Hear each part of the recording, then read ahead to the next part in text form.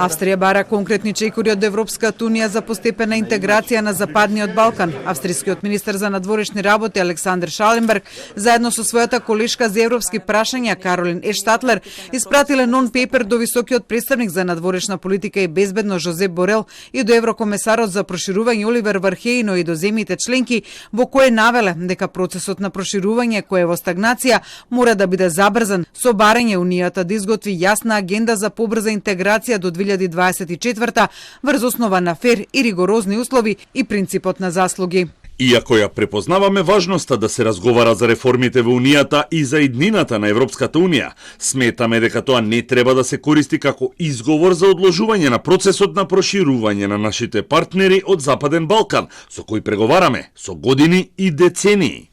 Шаленберг и Едштатлер во документот, како што пренесуваат неколку регионални медиуми, навеле дека финансиската помош за регионот треба да биде поефективна преку подобрен систем на стимулации, моделиран според планот на реконструкција и отпорност.